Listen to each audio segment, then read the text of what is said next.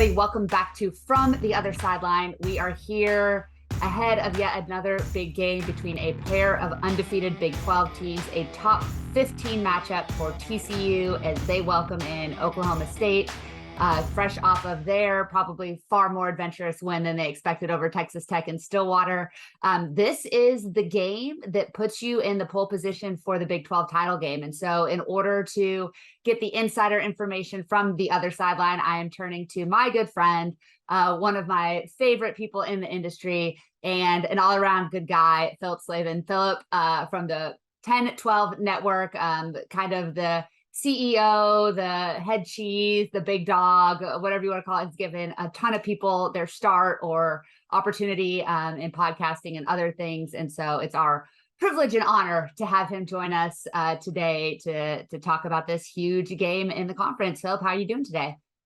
First, let me just say that's way more credit than I deserve for finding a bunch of random podcasters and being like, hey, let's all team up so we can sell our shows for advertising dollars.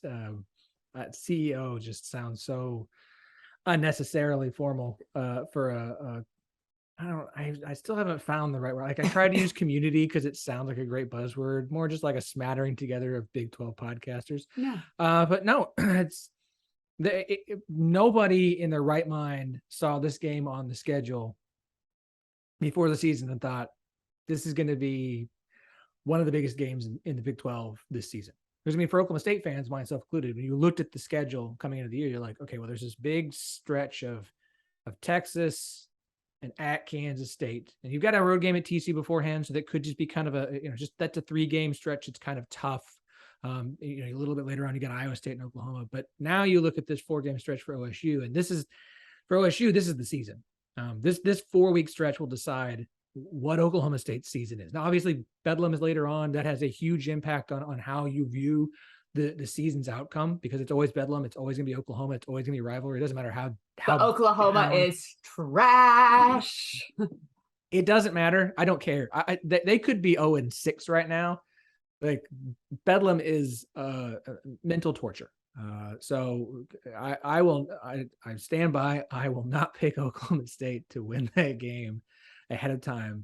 I've been burned too many times. So, but now you have OSU sitting here with a road game at TCU, homecoming for Texas, then back-to-back road games at Kansas State and at Kansas. And not just that Kansas is good, Kansas will be coming off of their idle week before the game with Oklahoma State, which just, I really think this 4-game stretch for OSU, and it starts this weekend in Fort Worth, is huge. I mean, it will decide if OSU is back in Arlington for a second straight year, or if they're just going to a really nice bowl game, headed back down to, Orlando for the Cheez-It Bowl or something like that.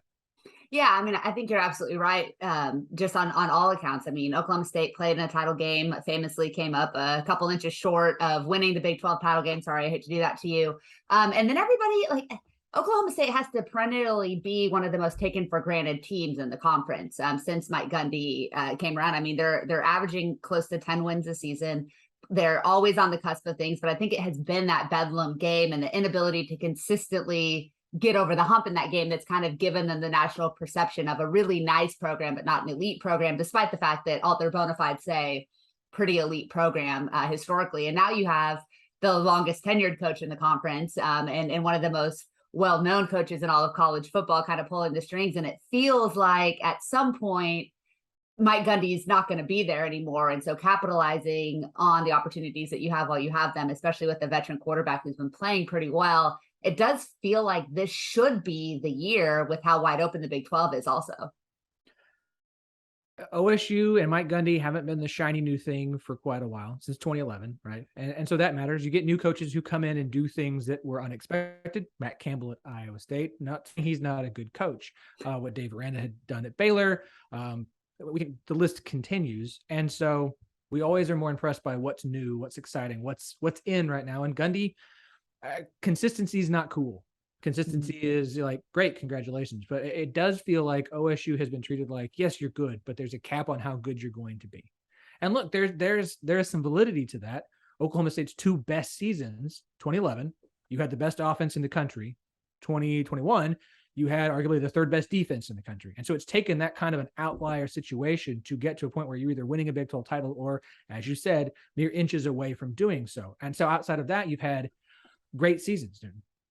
Mason Rudolph led Oklahoma State to 3 straight 10-win seasons. It's the only time in program history that's been done, but because they didn't achieve the expectations coming in the preseason, they were considered disappointments nationally, right? So OSU typically, every time they have been put upon their shoulders of being someone that we think could do something great, they don't live up to that. And so that seems to be kind of the reputation OSU has. And then they start having a nice season. Everybody goes talking about how Oklahoma State's underrated. At a certain point, like, you guys have just decided you're not underrating them in your mind. You're fairly rating them with how you think that they should be, because the underrated state, like, how many times can you wear that underrated badge for just like, are we, or do you guys you just don't think OSU's that good?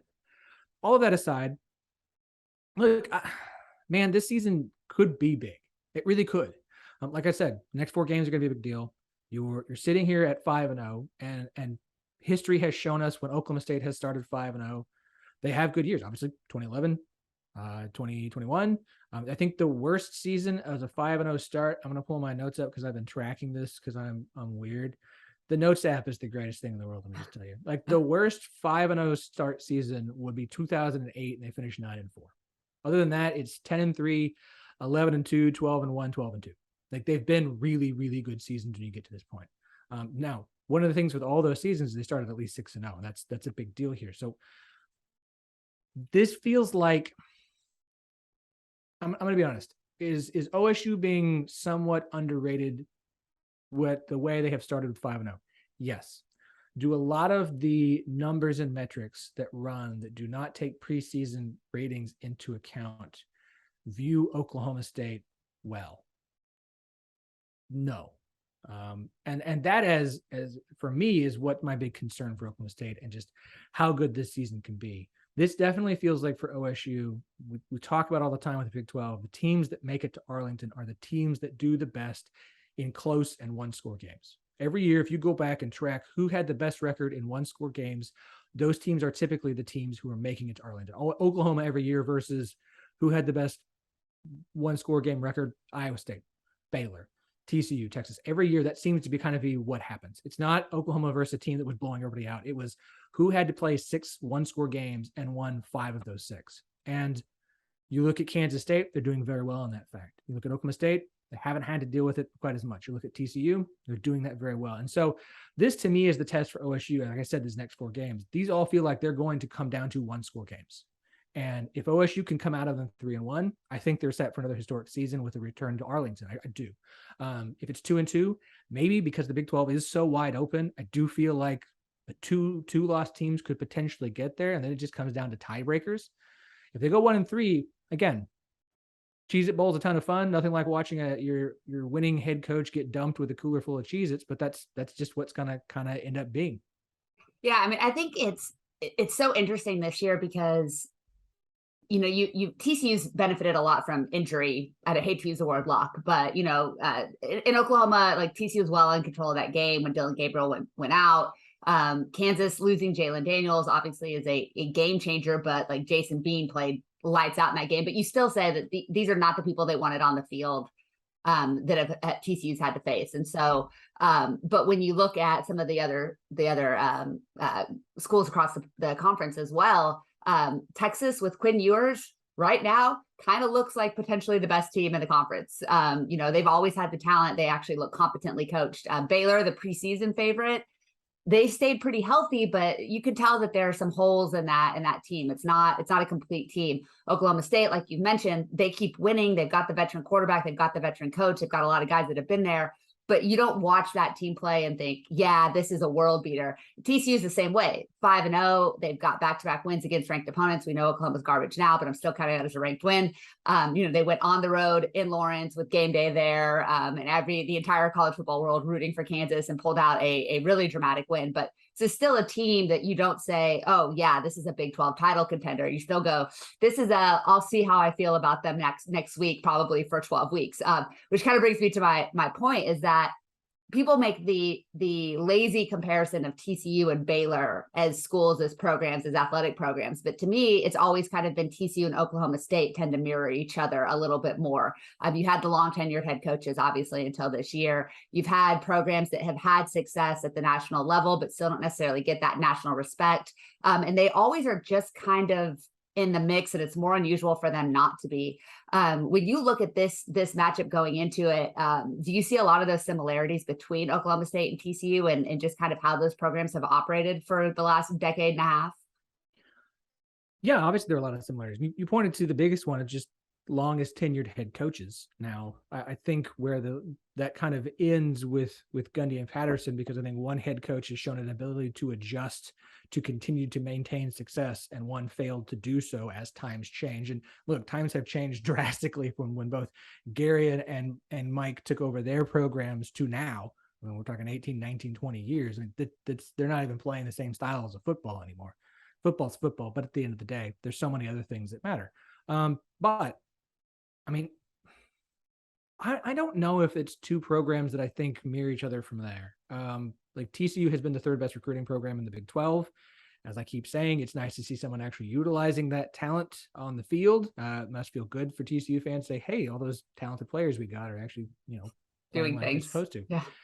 OSU recruits, okay. They've been doing a lot better the last couple of years, especially in state and on the defensive side of the ball. But OSU has never been like the third best recruiting program in the Big 12. They've been 3 some years, 4 or 5. It just kind of depends. It's hard now with Gary gone to look at OSU and TCU and say similar programs. And I don't think the TCU Baylor comp is right either. I think they're very, very different. They've been very different directions, very different history. TCU, I don't know if there's a good comp in the Big 12. And I think what's interesting about the Big 12 is I don't know how you look at each team and go, well, they're like this other team in the conference. There is enough uniqueness in the Big 12, even with 4 teams in the state of Texas, how decidedly different each one of the West Texas is not Fort Worth, is not Austin, is not Waco, is not Stillwater, is not Norman, is not Ames, is not Morgantown. Like the Big 12, there may be some similarities in mindset and how they view football and athletics. But I don't think these are fan bases or football programs or coaching staffs or anything that seem that similar. Yes, we steal from each other. Obviously, everyone does. Imitation is the greatest form of flattery. But I don't know that I view them as all that similar. And that's not a disrespect from an Oklahoma State standpoint. I think what Gary did at TCU was wonderful, and it is a knock on him for the way the program has been the last few years, and it is also a compliment to him that Sonny Dykes is having the success that he's having with the recruits that are there, because Gary did put together, and his coaching staff, for all their faults, did put together a really good roster of players. And it is nice to see someone actually utilizing them. And that was the biggest question for TCU heading this season to me was, it wasn't that I thought they would be bad. It was, how quickly can you fix something that is broken? And that's really what it felt like, was you brought all this talent in, but I mean, the Tom Herman era of Texas was all about, we got talent, but we didn't do anything with them. We didn't develop them. We ruined these kids' careers, frankly, is my biggest issue with Tom Herman to this day, and why he should never be a head coach in college football again. But to see how quickly Sonny Dykes has kind of flipped things around, despite all the changes in defensive style, despite all the things that they're doing with the offense, new OC, new DC, just to get these kids having fun, if for lack of better word for it, just having a good time and being optimistic, and not just with the record, but I mean, they look like they're enjoying the game of football, and that's such a big turn for TCU. Like it's exciting to see. As someone who cares about the Big 12 and enjoys watching college football, like I love seeing that. Like I hate when you look at a program and go, congratulations, you've made your kids hate football. Maybe don't do this anymore if that's what you're going to do to these kids, because they get 4, maybe 5 years to do this. And if they have a 4 to 5 year stretch where they're just miserable doing something that they should be able to enjoy and love, win, lose, or draw, well, not draw, but like, I'm just happy for TCU. I'm happy to see their players enjoying themselves. I'm happy to see the program doing well, because I do think, I don't buy the like college football is better when insert blue blood is good. I'm not buying all that. But the Big 12 is better. Like this year, we talk about it, is so much better as a conference this year than it has been, because the bottom has been lifted up so much. To see, especially heading into a period after Oklahoma and Texas leave, TCU playing well, Kansas playing well, Kansas State playing well, to see a conference whose bottom is far better than anybody else's, and the middle parts continuing to rise up, like that is the best thing the Big 12 can do. It is almost, I don't know if it's coincidental or what, to see what has happened in the Big 12 last year with neither Oklahoma or Texas making the conference title game. This year, to see the bottom of it rise. All these things kind of positively for the Big 12 teams who will be left after Oklahoma and Texas leave with all the things that are in play as far as media negotiations and all of that stuff that's going to play into the success of the conference moving forward, to see the things happening in the conference for the conference right now, heading into a very important time, has to make you feel kind of good. And that includes what's happening in Fort Worth. Oh, for sure. Absolutely. Couldn't agree more. Well, let's talk about what's happening in Fort Worth this Saturday with this game. I think we've said all the platitudes about both these programs and who they are and who we want them to be. But this is a massive early season game for both of these teams. I want to talk about Spencer Sanders. He came in as really arguably the only returning quarterback for any program in the conference. He was the only guy that had started a full season who expected to be the starter. I think everything else kind of came down to a quarterback battle. And I mean, he's delivered. He had a little bit of a rough afternoon on Saturday against that Texas Tech defense, just from an efficiency standpoint. But he still put up big numbers, still had a touchdown. He only completed about 50% of his passes, which was unusual for him. But overall, it seems that he's a much better decision maker this year, that he's using his athletic ability, not just to look to break runs, kind of like Max Duggan, but more to find an open man in the pocket. His offensive line, maybe not quite as good as it's been the past few years, but still pretty solid. But he just seems like a much more complete player, much more mature player. What are your early returns on Sanders in his final year as a starting quarterback at Oklahoma State? It does feel like we're getting closer to the Spencer Sanders that we're promised. I always think back to the anticipation for him, that first career game in Corvallis against Oregon State, and he just looked incredible, and we were all very excited. And then we got the Spencer Sanders experience for a few years where he is incredibly inconsistent, really high highs, really low lows, issues with the football. Obviously, turnovers were a massive thing. He was, you knew you were going to get at least one game a season. You were probably going to lose because Spencer Sanders turned the ball over 4 or 5 times. I'm hoping that's Saturday this year, by the way, just coincidentally. We haven't seen it yet. Exactly. And that is, to the point, two things that have been big for Spencer Sanders' growth. One is we haven't seen that. Mm-hmm. If you want to go off QBR ratings, frankly, this has been the best stretch of his career, even going back to the Notre Dame bowl game. But I think more so, look, we can talk about how good or bad the non-conference slate was, and it's worse than I think we thought it would be coming into the season. Central Michigan, not nearly as good as I was hoping. Arizona State, better then than now. They've obviously fired their head coach, FCS, whatever. Then he played Baylor and Texas Tech, and his QBR has been good. He's been solid. He's only got 2 turnovers, and I can only think of, off the top of my head, a couple other throws where you went, oh, you got away with one there. But even when Spencer Sanders wasn't turning the ball over, you had plenty of opportunities where you'd say, okay, maybe slow it down. And you would see the game called accordingly. Because Spencer Sanders, when he would make mistakes, especially young, Gundy has said this, would stick with him for quarters. If he did something wrong in the first quarter, that might stick with him the rest of the entire game. And they would call the offense accordingly because he just couldn't get into his right mindset. This year has been really different. And that's the biggest key to me for him is, and Gundy has talked about this, he lets it go. If he makes a mistake, he's not letting it dwell on him and ride him for another quarter or 2 or a couple of drives. He's able to shove it off, just let it go and get back on the field. And the play calling has responded as such as well. Used to, it's like, Spencer Sanders almost do a pick. Get ready we're just going to run the ball for 8 straight plays, and they're not even going to give him a shot downfield or do anything. Nope. They go right back to running the offense the same way. They're not getting overly conservative to have to adjust for his issues. They're coming right back out, and the offense is continuing the same way it was. You're not seeing some drastic change just because he made a mistake. And I think that is the biggest thing of growth for Spencer, is he let issues compound. And even if he makes a mistake, he's only thrown 2 interceptions and no more than 1 in a single game.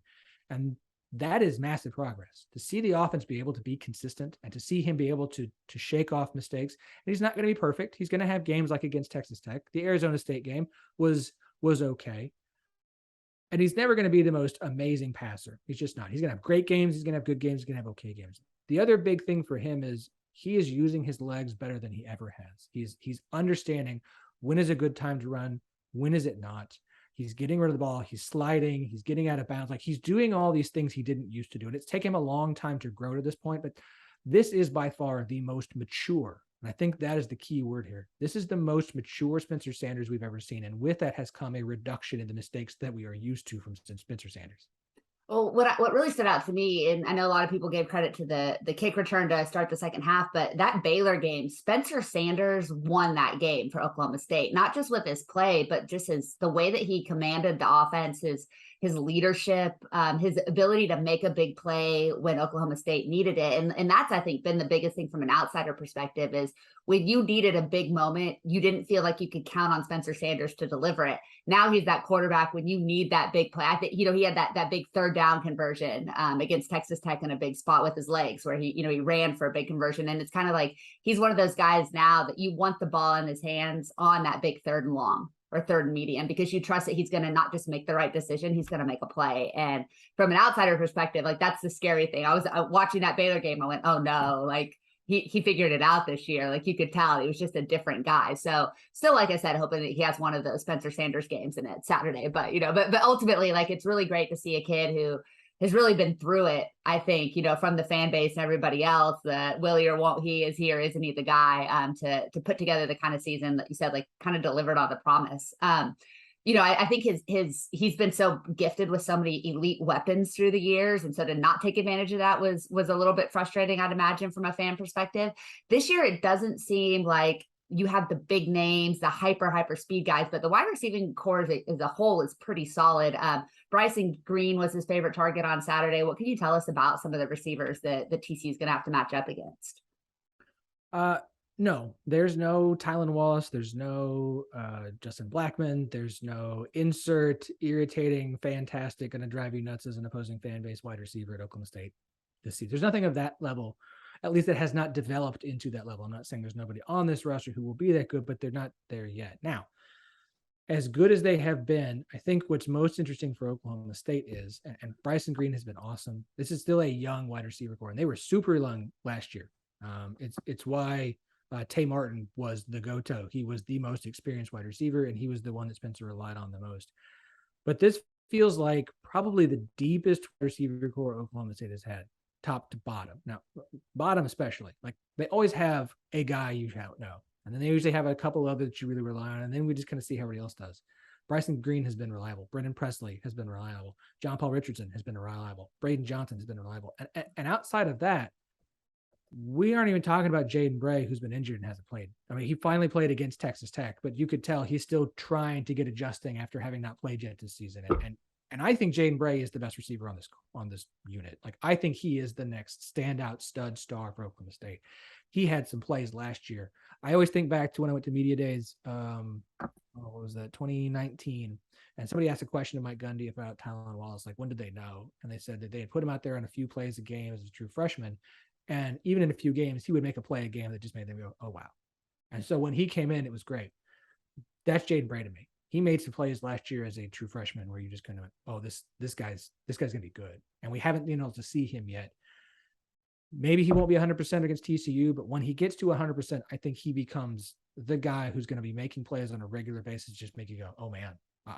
When he is their number one absolute lockdown receiver, he's going to be amazing. Well, now you're getting him back, so you're adding more depth to this receiving core. I think this is a good unit.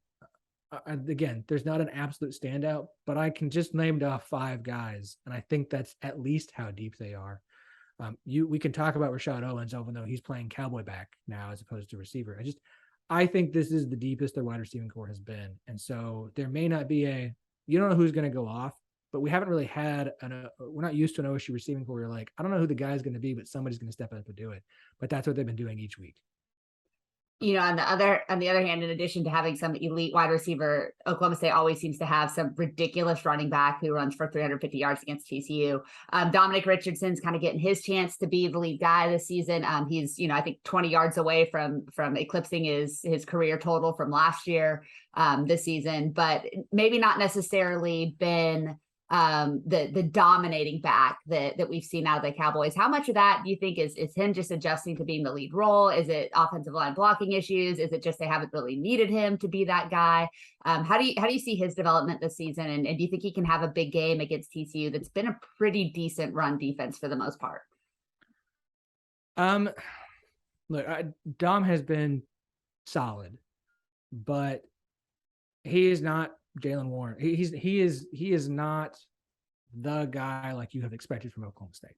And I don't mean to dog him or anything, but that's just credit to Jalen Warren and to Chuba Hubbard and to Justice Hill and Kendall Hunter and the other long list of running backs Oklahoma State has seen. I do think it's a combination of him and still kind of learning to see things and see the field correctly, and some of the offensive line play. The offensive line's been solid, not amazing, but they've been good. And they've been much better in pass protection, though, than they have been in run blocking. And so I do think that plays into it. But I think the offensive line thing is a big part, because you look at Oklahoma State, Spencer Sanders is the second leading rusher.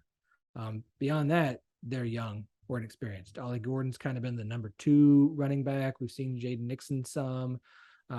I think this is still a running back room that's got a lot of growing to do.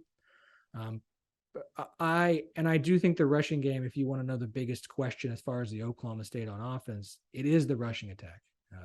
I do think it has not been as good as you would like to see, especially as Mike Gundy would like to see, as much as they rely on it to help Spencer Sanders. And I think that's the other thing, if I can point to Sanders again, is the rushing attack has not been as reliable to me on a consistent down-to-down basis as you have like with Jalen Warren last year. He just put out there and let him go off.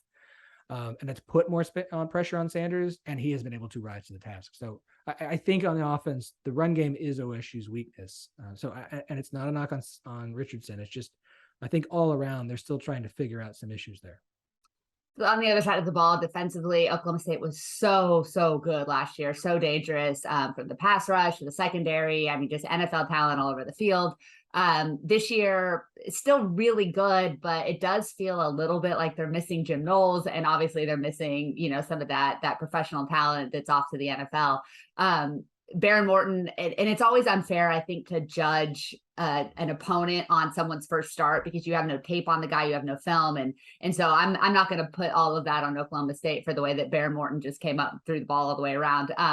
But what do you think the weaknesses of this Oklahoma State defense? And when you watch someone like Quentin Johnston for TCU go off on it for a huge game against Kansas, is that the kind of thing that the Cowboys are more vulnerable to this year than they've been in the past? Quentin Johnson scares the absolute shit out of me. Me too, in the best possible way. Now I know how everybody else in the Big 12 has felt all this times about Tylan Wallace and Justin Blackmon and so on and so forth. Look, you're right. They replaced almost they take the entire defensive backfield. Like your defensive line is still solid and fantastic. They're getting to the quarterback. They're getting tackles for loss. They are disruptive. They are frustrating. They're amazing. Defensive end, defensive line, they're great. And linebackers and safeties involved in the pass rush have been very, very good. But they're young. I mean, you have brand new starters at every position, your secondary and linebacker. They are still adjusting. Now, I think a lot of people's opinion is still based off of what Central Michigan did to the secondary. And I do think they are continuing to improve. The communication issues are not nearly as bad. They are going to get burned at times. But also last week against Texas Tech. And look, there's nothing that strikes fear in Oklahoma State fans' hearts more than unannounced third string or former wide receiver converted to quarterback for this game coming in to start the game. Twitter told us that Saturday morning. It was hilarious. It's the greatest. I will never forget Kansas State starting a 5th string quarterback, former walk-on wide receiver at quarterback, and him having a career first half. And I'm just like, this is what's going to happen. Like, I expect OSU to eventually win, but this is absolutely what's going to happen. And it went to script, perfectly to script. It just did. Look, the secondary is vulnerable. They are getting better, but also against Texas Tech, your top 3 corners all got banged up in that game and had to step out for some period of time. You had other injuries on the defensive side. You lost your starting center. Hopefully he's back this week. We don't know about that. That is a big thing in the run game against TCU this coming week that I'll have to keep an eye on. And there's talent. Like, the biggest thing for me right now, though, is Kendall Daniels got a targeting call in the second half against Texas Tech, which means he will miss the first half against TCU. And Kendall Daniels is the most talented defensive back Oklahoma State has. That kid is all over the place. He still has his youthful moments. He still can get burned now and then, but he is incredibly talented. And him not playing in the first half is a big loss for Oklahoma State this Saturday. It's a very, very big loss to me. Your other issue is, look, Devin Harper and Malcolm Rodriguez are both on NFL rosters. And Malcolm Rodriguez is making a name for himself on Hard Knocks and playing for the Lions and has been absolutely incredible. You don't replace those 2 guys easily. And Mason Cobb has done a fantastic job. Xavier Benson has done admirably well. They have been good against the rush. And Oklahoma State's rushing defense has remained pretty solid. Now, it took a dip last year. I love Parker, who you know well, and his CFB Graphs website. EPA against the rush so far this season's 50th, which has gone down after Texas Tech had a pretty good rushing attack against OSU. Passes, that's where Oklahoma State is vulnerable. And that's what scares me the most about this game is Oklahoma State's defense is vulnerable in the secondary and at linebacker against the pass. That is their biggest weakness. And with Daniels out and the way Xavier Benson has been playing at linebacker, yeah, Quentin Johnson scares the absolute bejesus out of me. And that is my thing with OSU is if you can play this game close to halftime and get Kendall Daniels back, I think OSU is in a better spot. With him out, I am concerned. But you've had to play a bunch of guys, and you have played a bunch of guys, and you have rotated this defense a lot.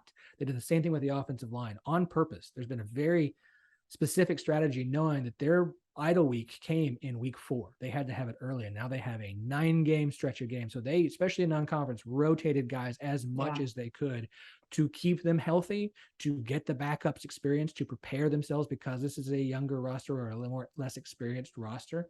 They have been doing that on purpose. So the backups played admirably against Texas Tech. They weren't perfect, but they did step up. And based off of what your expectations would be for them, they played well. So look, the passing attack from TCU, which has been fantastic, scares me crazy. Honestly, I am terrified against that and what it's going to look like against Oklahoma State on Saturday. Well, let's segue right into that in our last couple of minutes here. How do you see Saturday playing out? And are you willing to put a score prediction on record? I don't make score predictions because I'm like, let me just arbitrarily throw out some numbers based off of whatever pops in my head and makes no sense. I will say this. If this game were being played in Stillwater, I would lean OSU very slightly. With it being played in Fort Worth, as rowdy as I expect the stadium to be because of how good TCU has been, because of how excited the fan base has been, and because of how big this game is, a matchup of undefeateds, again, TCU feeling really good. It's not like there's enough tape on TCU at this point to have a pretty good idea of what they're going to be, but Max Duggan is playing fantastic. Don't tell Parker, I know he doesn't like when people speak highly of Max Duggan. Max Duggan has been playing great. Quentin Johnson scares the daylights out of me. I think this will be a competitive game, but I am absolutely leaning TCU. And I think that your hope is it looks kind of like the Kansas game. Like I think this is a touchdown game. I think the line is like 3.5 TCU right now. I think it opened at TCU -2. We'll make our picks on the 1012 podcast Wednesday night for Thursday's episode. And if you ask me right now, and we're recording this on Monday, I would probably take TCU by a touchdown. That feels right. It feels to me it's going to be another one of those, like you said, with Kansas, is the team with the ball last or close to the ball last is going to be the one that I don't see a lot of defensive stands in this one on Saturday, either team. Phillip, thank you so much for joining us. Tell us where people can find you on social media and, of course, the podcast. I'm the host of the 1012 podcast, which you can find in the podcast available. The flagship show is the 1012 Network. You can find us on Twitter at 1012 Network, TN12 Network, 1012network.com. You can find every show on the network. We are continuing to build and have shows for every school in Big 12. We had a TCU show. Alas, our hosts went off to bigger and better things. We couldn't record for you. But now we got to find a TCU show. So mostly, if you know anybody. If you're listening to this and you want to be able to talk to a great group of people, I highly recommend being the new TCU folks over at 1012. Phillip, thank you again so much. Looking forward to Saturday. I have a feeling it's going to be a good one, and we'll be talking a lot through it.